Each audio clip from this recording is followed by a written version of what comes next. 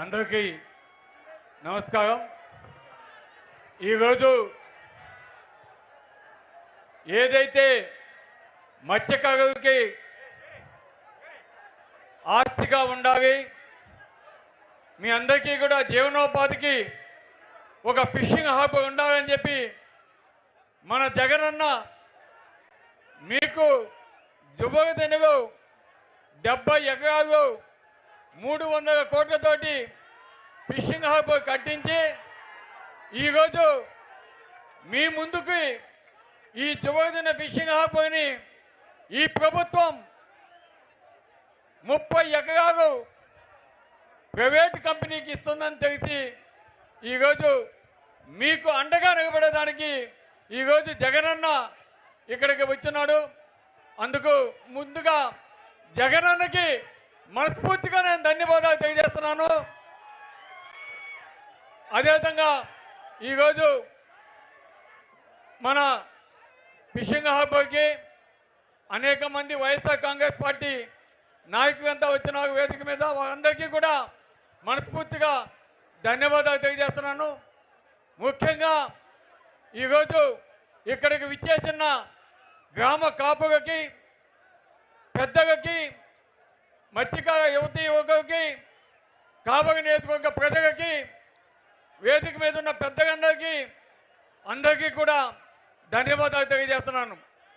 మీ అందరికీ తెలుసు, ఈరోజు మత్స్యకారుల కోసం రాష్ట్రంలో 10 ఫిషింగ్ హార్బర్స్ ఎవరైనా ప్రారంభించాలంటే అది ఒక్క జగనన్నే అని ఈరోజు మీ అందరికీ గర్వంగా తెలియజేస్తున్నాను.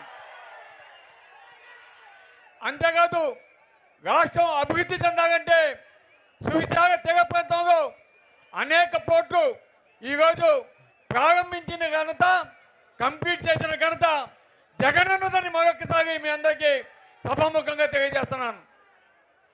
ఈరోజు జగనన్న మీకు ఫిషింగ్ హార్బర్ కట్టిస్తే ఈరోజు ఈ కూటమి ప్రభుత్వం జగనన్న 95% పైసలకు ఇక్కడ వర్క్స్ కంప్లీట్ చేస్తే మిగతా 5% కూడా కంప్లీట్ చేయకుండా ఏ విధంగా వదిలేసాగో, ఏ విధంగా మత్స్యకారుని ఇబ్బంది పడుతున్నారో మనం చూస్తున్నాం. అంతేకాదు, ఈరోజు అటువంటి ఫిషింగ్ హార్బర్ని స్వప్రయోజనాల కోసం ప్రైవేట్ వారికి సాగర్ డిఫెన్స్ కంపెనీ అనే వారికి 30 ఎకరాలు ఇవ్వడం ఎంత మాత్రం సబబని కూడా మేమంతా అడుగుతా ఉన్నాం. ఈరోజు మా మత్స్యకారులంతా కూడా చాలా బాధపడుతున్నారన్నా. ఎందుకంటే మీకు ఇచ్చిన ఈ ఆస్తిని ఈరోజు ఈ ప్రభుత్వం ప్రైవేట్ పరం చేస్తుంది, ఇది కరెక్ట్ కాదు అని ఈరోజు మా మత్స్యకారులంతా కూడా మీకు విన్నవించుకునే దానికి ఈరోజు ఇక్కడికి వచ్చినాగన తప్పకుండా వాళ్ళందరికీ మీరు న్యాయం చేస్తారని ఈరోజు వాళ్ళంతా కూడా ఆశిస్తున్నాగన. అదేవిధంగా ఈ ప్రాంతంలో మీరు మా కావలి నియోజకవర్గానికి పక్కనే రామాయపట్నం పోర్టు గడిస్తున్నాగన ఈరోజు దానివల్ల ఈ పక్కంతా కూడా అభివృద్ధి అనేది ఈరోజు జరిగేదానికి ఆస్కారం ఉందన్న. కానీ ఈ ప్రభుత్వంలో జరగటం లేదు. మాకు మళ్ళా మీరు తప్పకుండా ఈ రాష్ట్రానికి మళ్ళా ముఖ్యమంత్రి కావాలి, తప్పకుండా ఈ ప్రాంత అభివృద్ధికి మీ ద్వారానే సాధ్యం అనేది మా నమ్మకం. అందుకే మా మత్స్యకారులంతా కూడా మళ్ళా మిమ్మల్ని ముఖ్యమంత్రిగా చేసుకునే దానికి ఎదురు చూస్తున్నాగనా. కాబట్టి తప్పకుండా మీరు మంచి చేయాలి, మా ప్రాంతాన్ని అభివృద్ధి చేయాలి, మా మత్స్యకారులకు అండగా ఉంటాయని ఆశతో ఈరోజు ఇక్కడికి వచ్చినాగనని కూడా తెలియజేస్తూ